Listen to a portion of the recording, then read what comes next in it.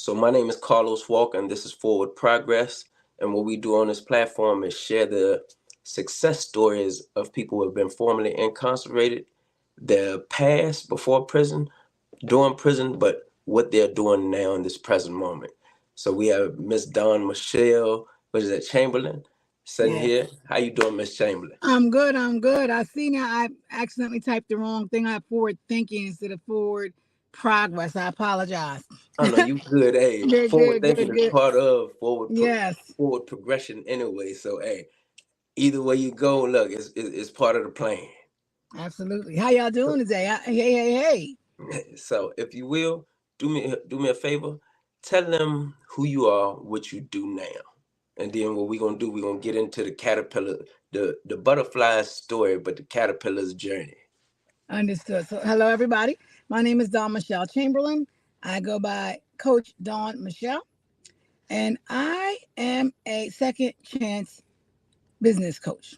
So, pretty much what that means is I help people who have been justice impacted with criminal histories make the transition to becoming legitimate and respected business owners. Hmm. And that's what I do. So, I guess what we'll do now is get into your story. Okay. So, you have been formerly incarcerated, but if you will, tell me what you did prior to. Prior to my incarceration, I what was a lot? I wore a few hats, but I was on the public health track. So I went to school and started my career in public health and in the nonprofit space, working in leadership in local YWCA, having attended Temple University, Westchester University, getting my education credentials in public health and community health outreach. So I was always a people person, helping people, reaching people, teaching people, and that's how it started. I in the early 2000s, and this is just how it went. In the early 2000s, we were called into a staff meeting, and we were told that day that the grant funding that had been funding our salaries was ending, and our last day was in 2 days. And that's when things kind of shifted for me. The first layer of shifting, I immediately had to figure out what I was going to do, and that looked like me starting a business. So I jumped into entrepreneurship. It looked like me taking all the skills and training that I had developed in my education and in my work history at that point, and starting a business. So I launched the Kid Caters Entertainment business.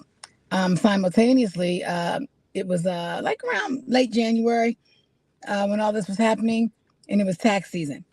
I had previously prepared and done taxes as a part of the nonprofit community service model at the YWCA. I had accumulated a significant amount of clients in that space. So I decided I was going to also take that business and launch that as well. So I launched them both at the same time. So that's how I started my entrepreneurship journey. And that's what I did. So for many years, I was an entrepreneur. So if you Yeah. will, take me from your entrepreneur journey to, I guess, what caused you to, as we already know, the job is what caused you to shift your thinking to start the entrepreneurship. But now let's move into what caused you to go to prison. So as I stated early on, I always had a inclination for helping others and serving. Um, and I felt purposeful in that role. And I believe when I started, not believe, I know after deep diving and soul searching, when I got into the tax business and started working independently as a tax preparer, um, I enjoyed helping people and serving others, um, to the point where it became an addiction, a need, an obsession for me. Um, and I went from helping people and taking it too far. That led me to doing things out of compliance with my business, and unethical practices that were taking place, and basically breaking the law to satisfy my addiction and my need to help others and to, in fact, deliver to my clients in the most best possible way that I felt like I could.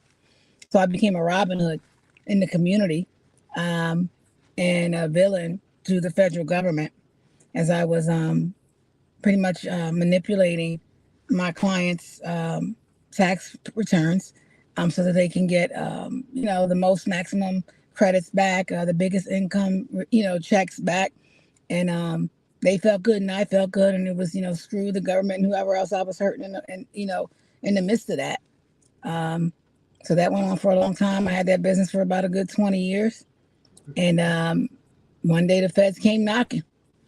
They came knocking, looking for me, and I got indicted. I got sentenced to 51 months in federal prison for fraud against the United States government.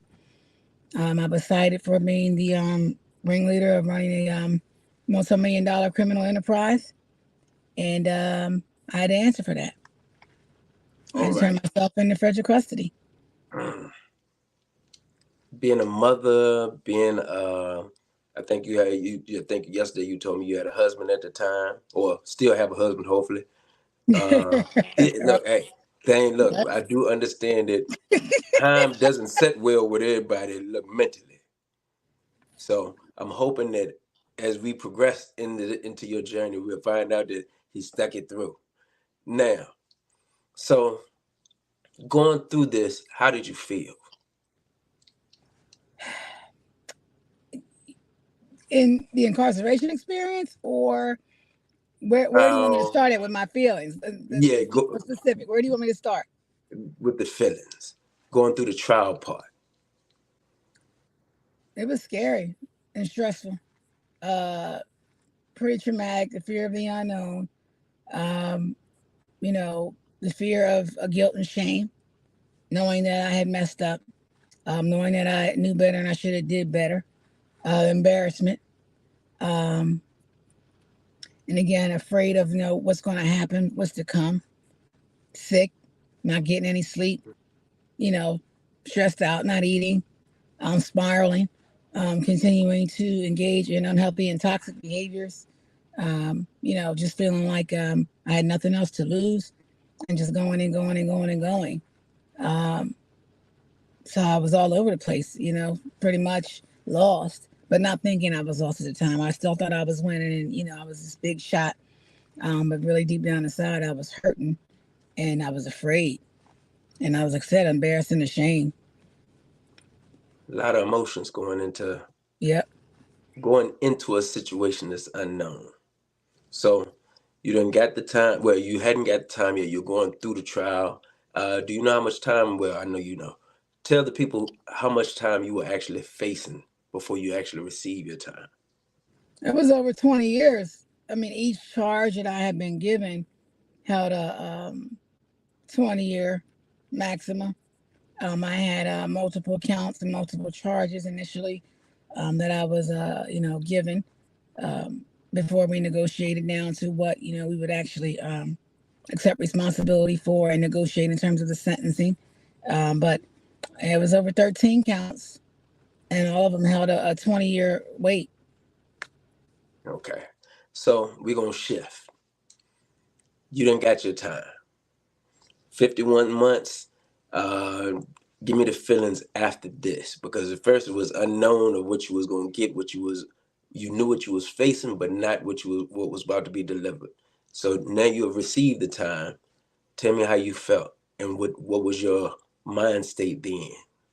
So it was a relief to get the 51 months in comparison to 20 years. Yes, God. First and foremost. So with that being said, I was grateful for that, believe it or not. And even during my sentencing, I had, stood there, chin up, and took it like a G.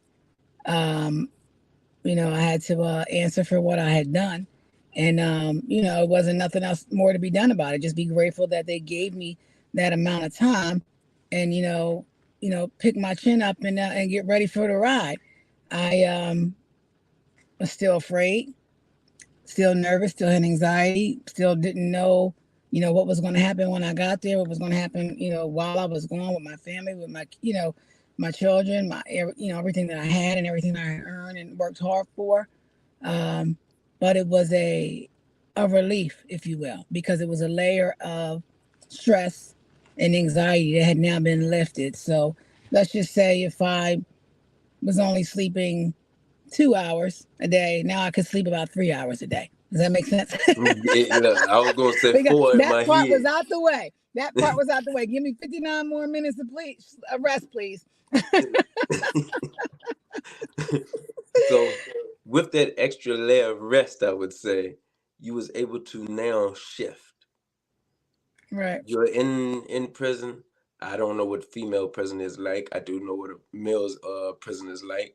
I don't know the things. I don't know if y'all deal with the stabbings. Is a bunch of stuff that men have to endure. So if you will, shed a little light on what women's lives are set in prison, because I do know I've heard a few things. They don't get as many visits. They go through a lot more pain because of children. Y'all are nurturers of your children, so this is something that you have to endure while going through this situation, and then trying to figure out how I'm gonna cope, who's gonna take care of my kids. Everything is like on the line, different from men. Share that with Exactly. It is a lot of pain. You hit it on the nose, Carlos, and that's how I would sum it up. It's a lot of pain. It's probably one of the saddest, most painful places that you could physically walk into. It's a spiritual war also. Upon arrival, I realized, what actually was really going on. And I related to you have a bunch of toxicity and unhealthy things, which surfaces and resonates spirits, negative energy, all in one place, all gathered in one area, in one place together. I was in a dangerous situation, Carlos. A very dangerous situation, spiritually, mentally, and emotionally. And I had to figure out what I was going to do. And real quick, I had to armor up. You know what I mean? I had to like really, really be present and be ready and on my strength and my power and find it quick, because it's not for the weak. You can be taken. You can be taken just from the sadness and the depression alone. You could be taken out. Energy transfers on you. Someone else's issues become your own, because as women, we tend to take on people's feelings, and that's dangerous.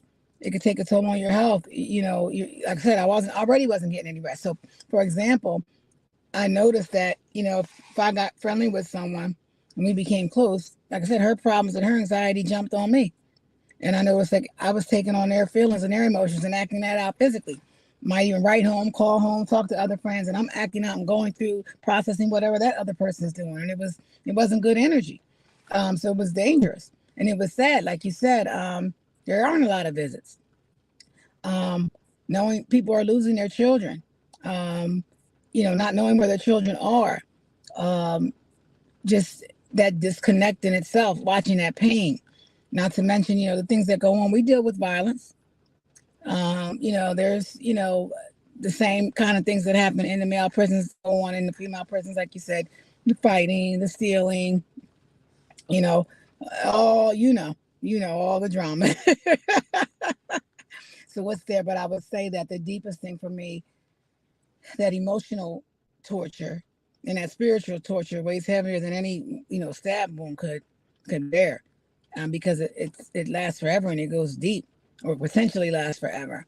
And like I said, that transfer of that energy is serious and it's real. Um, so you're putting yourself right in the battlefield, that spiritual battlefield, where all that negativity and all that hurt, it's there. You're walking right into it, and you got to live in it and navigate through that and still keep your sanity and try to remain focused on the tunnel, the light at the end of the tunnel. And that's really hard. I see a lot of people get taken. A lot of people get taken out and taken down emotionally, spiritually, and it's not a good thing to watch. They don't come out the same. And you literally watch it happen right before your eyes. And there's nothing you can do about it, especially with me with a nurturing, helpful, serving nature. That was even more hurtful to see. how I know how you made it, because me and you have had a conversation, but I do want you to share with the people that's on here. How did you make it through? Because going through all the pain, the hurt, having to worry about your children, but like you said, after building a bond, because with women, y'all's emotions are intact a little different than men's. We are probably more emotional, don't know it. Y'all actually live in emotion. So this is the reason why you can be in tune and receive everybody else's emotion and know what you're dealing with. Even though sometimes you may not even know that you're dealing with it, but you being who you are, you're more in tune with a lot of people with your emotions and that you was taking on other people's. So how were you able to cope? So for me, in honesty, um, my biggest coping mechanism outside of prayer was the arts. God will be number one. Yep, was the arts. Um, I found strength in um, in the arts. In the arts. In fact, I started a program during my incarceration based around arts, therapy and behavior modification through the arts, and we call it the art of expression. And we used art as a vessel, as a tool to bring people together in one space to form a community and a bond and a support network for one another to help us cope and process the things that we were going through and where we were emotionally and where we had to get to. And then we used different forms of art to add another layer of expression into those feelings. And then we delivered and provided service and demonstrating that art through paintings, through showcases, through poetry, through music, and shared it with everybody else in the community, which then created a positive energy, positive energy that was able to feed us, feed everybody. So the arts, journaling, writing, expressing myself, talking, and just getting into my inner core creatively is what kind of got me through it. It gave me something to look forward to. It helped me be able to express myself and understand things. And it also helped me to connect with other people on a whole different level. Because art, if you know, well, you should know because you're an artist, is a language. It's a universal language. It's a universal language. And I learned that early on. It's a beautiful thing. And it was like a safe place that we were able to go to help us heal, help us communicate, help us bond and connect and strengthen us. So that's one of the main things that helped me through that. So when you sell art, as far as yourself, what type of art do you do? Do you paint? Uh, I don't paint. Paint by number. I write. Okay. I write. I'm a vocalist. I create music. Um, and I do. I'm not a good painter, but I do paint. I'll draw. But I wouldn't like try to put it up for sale. Put it like that. Why not?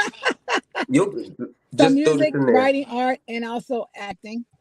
Okay, okay. Hmm. So this is how. Remember, the Bible says your gift to make room for you and put you before great men. So learning this now, because this is something that I didn't know, it's safe to say that this also may be a perfect way to deal with the youth right now. But we are going, me and you will talk about this after the fact. But a thought ran into my mind while you was telling me or while you was sharing this. But so God and the arts and being the creator that you are, you created a program that helped inspire people, but also bring you out of a dark moment to be able to tackle the depression, the feelings that you were feeling, anger, everything that you was feeling, maybe towards self. What made you decide to say, you know what? I still got a life, and I already know God and the arts, but I got a life that I'm moving towards when I leave here. I got to get prepared for now when I step out of here. Repeat the question again. What set you on the track to say, I know I have a life, to live when I leave here? Once again, I know the God and the art, but what was the driving force? What made you look at self? Because I think it was you that told me not too long ago over a phone call that you had to start digging and working on self. Yeah, that's what I was getting ready to tell you. That's why I wanted you to repeat the question again to make sure I was understanding you correctly. So, um, once I held myself accountable, I had to hold myself accountable. I say self accountability is key.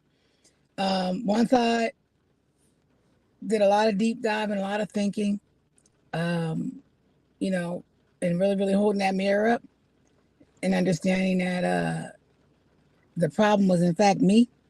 Mm. It started with me. It ends with me. It's me. And the only reason that I was there was because of me. You're the main For character anybody in else, this story. I was the main character in the story, but I could change the story because I'm the writer of the story, right? Come on now, write the vision and make it You got plain. to make it play. So, but you have to take self accountability. You have to Okay. take ownership and live in your truth, and that means that takes a lot of courage.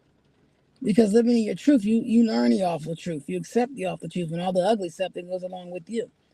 And you know the worst thing that you could possibly do, the worst punishment ever, is having to deal with your goddamn self. No distractions. No, nothing to, take you out of the environment. Nobody else to put into it, to blame, to connect you to. It's all of you. So You. sitting there in isolation, away from the world, not having access to any resources and different things, you know, nothing else more to do but deal with you. That's a pretty cruel punishment. That's a pretty cruel punishment, especially when you realize how fucked up you are. And how, you know what I'm saying? Like, think about that. Think about it. You can't run. It's like, oh, you can't get away from you. God Every set time you you turn everywhere still. you look this way. Oh shit, there she go again. Oh shit. Ah! You come back out. Oh, she's still there. God set you still so you can deal with Yeah. you. So then it's like, okay, and then you just gotta, okay, she ain't going nowhere, huh? All right, well then let's talk. Let's deal with her. Let's deal with her. Let's deal with her. And there you have it. And then, in steps and phases in time, and dealing with you and your true self and owning your truth, accepting responsibility for the truth about who you are and understanding that, then you can start to heal. Mm. And then you can start to strategize on what needs to be done moving forward so that you can grow from that place. And then that's what happened. Self accountability. Oh, it was a lot of running. I was hiding in the blankets and everything from that. What? What? No, not me. In the whatever was a place to hide, trust me, I was going there. So one day I couldn't hide no more. It was no more excuses, no more nobody else to blame, nothing else to save me from, nothing else to distract me. And I just had to deal with me, and that was one of the best things that I could have did. Not one of it was the best thing that I could have done because I didn't So, realize that I was in that place and that I was that person. You couldn't mm. tell me I was. You couldn't tell me. You don't think it's nothing wrong with you. Who So let's does? move forward Yeah. to the next phase of life. You done came home. As you said before, you were a bunch of hats before, but you wear a lot of hats now. Yes. Author. Um, I think after talking to you yesterday, you told me that you didn't want to go back into helping people in that form no more. However, God led you back to that form because your past is also your future. Yep. It's just reworked and and for the better. So ended up going to prison for a few bad mistakes. Now tell me how you like to use that same past for your forward progress. Talk to me. I love it. A few million mistakes. I like how you made that sound nice. But self accountability. Yeah. It went down. So you said, how did I make my past forward progress? Mhm. So again, like you said, I am currently a new best-selling author. As you see, my new book, hey, Sell to Y'all go CEO. get her book. Get my book, Stop Playing and Get Your Shit Together. Amazon.com, Barnes and Nobles, and selltoceo.com. And, But then I and also, I took, you can reach out to her, look, website or anything. oh yeah, Amazon ain't gonna give her the most money for her production. So I advise you to shoot out to her so she can actually get the money. Look, go through her website, whatever the case, she gonna tell you everything in a minute. Go ahead. yeah, I have a landing page for that. Thank you, Carlos. Um, Shucks, I lost my train of thought. Oh yeah, so I started the Art of Expression program that I had created while I was incarcerated. I came home and continued that program. So we are in the school districts now. It's been 7 years that we have been successfully running that Art of Expression program. We've serviced over 2,500 students in the last 7 years in that program. And again, that is behavior modification through the arts, social emotional development, leadership, and helping them process through trauma and using art as a vessel to do that. Um, and then I consult and coach, train, teach, if you will. It's all the same to me. It's serving. And I work with those that have been justice impacted. I'm helping them get legit. And those that have not necessarily been incarcerated, but have also been justice impacted. Most of the people that are in those communities, those same communities, I help them get compliant with their businesses. Some of them may not have been to prison, but they need some assistance and guidance on how to get unstuck in their business models so that they can grow and expand and be the best version of themselves and operate their business at the highest level. So I assist them with that as well. So that's what I'm doing, all the hats. I'm going to do a podcast too, like my guy. I'm going to start one of these too. This looks fun. I get the message out. Hey, this is the only way that we move forward. Is forward progress for a reason. Looking at you, a lot of people wouldn't even, or myself, but being that we talking about you, looking at you, a lot of people wouldn't expected you to get back on and move forward because they would have looked at she did prison time. What is she gonna do when she get home? But look at the things that you have done. Over 2,500 students are benefiting from a program that came out of prison because you learned, hey, God gave me something not just to help the people where I'm at. And I tell people now, if you're still in prison, what can you do with your right now? Because if you learn to work your right now, what's going to happen? I learned something from just looking at life. Your past gets you to your present, but your present gets you to your future. You have to work on what you're working on right then. And if you work on it, what happens? You're about to get the fruit of your labor. Things about to manifest into a whole different realm. You didn't know how you was gonna move when you came home, but it moved and it's working for your good. But it's working for, as you said, you're a person who loves to service, who loves to serve, and you're serving the community. Yes, you may have went through some things in your past, but it's gotten you here. And your here is what's going to get you there because you also a planner too. So I can just imagine what you have planned for the future. Tell us a little bit about that. So again, I just launched my first book, best-selling book. So I plan on writing and launching several other books. One will be my big story. We are also getting ready to launch the podcast and the radio show. We are in the developmental stages of the main stage project for my story, main stage theater project for my story. We are in negotiations and discussions about entering into more juvenile and adult institutions for my program. To stop playing and get your together curriculum and mindset and entrepreneurship training program. So you'll be seeing that and more. And reach out to me if you are interested. I am doing a lot more speaking engagements and interested in that as well. Trainings, getting into the corporate training space a whole lot more.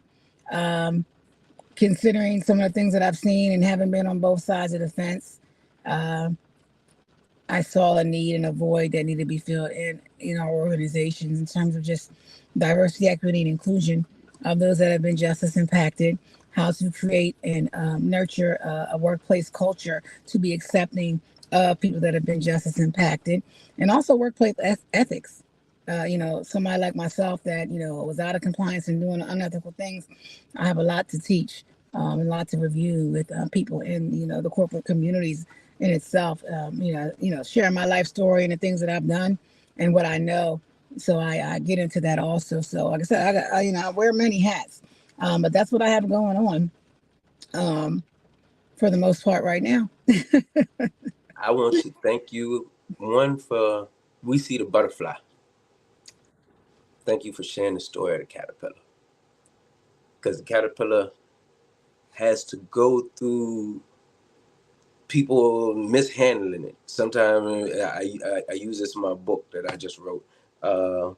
Kids throw them around. You see cars and bike tires that almost squish them. You see rain keep it from growing up the tree, but guess what? It still goes into the cocoon and it comes out flying. God had a purpose for you. This is the reason why we are looking at the butterfly right now. And the things that you're about to do, hey, this thing just beginning. Look, congratulations on your book. Congratulations on your forward progress, on your change. This is only, like I said, just the beginning of what people don't know or don't know about themselves. But by looking at you, by hearing your story, they'll find out that they too can come out of any dark space to become the butterfly that they're meant to become. And it's because of stories like yours that we're able to get up. So much power, peace, and power and blessings to you Thank for you. all that you have done, accomplished, and all that God is going to use you to do. Thank you. And I thank you for your time, because to me, the most valuable thing, most expensive thing that you can get from a person is their There's time. time. So You better I say it. love you. And I love you too, brother. I think me and you got a lot that we can actually build with. I didn't know Yeah. about your program to just Just now, now. Oh, but surprise.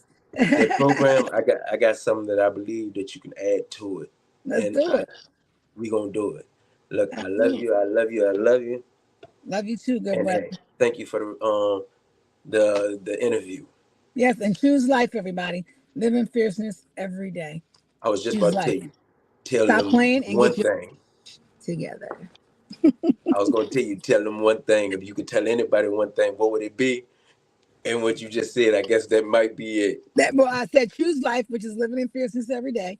And then one thing I'm gonna tell everybody outside of that, stop playing and get your together. Stop playing and get your Shh, together. together. Look, I love it. I love it. I love you. This is Forward Progress. That is Miss Chamberlain. Y'all, hey, shout out all your pages anywhere they can find you. And thank you for your time. You can find me on all social media platforms at Coach Dawn Michelle. Coach Dawn, DAWN, Michelle, Michelle. CoachDawnMichelle.com as well. And you can pick up my new best-selling book, Sell to CEO, at selltoceo.com. That's CELLTOCEO.com. Also on Amazon and Barnes and Nobles. And once again, for all y'all who want to go get that book out, look, the author make more money if you reach out to them and purchase it than they do off Amazon. But if you can't get it personally from her and get her signature, remember this, her Right.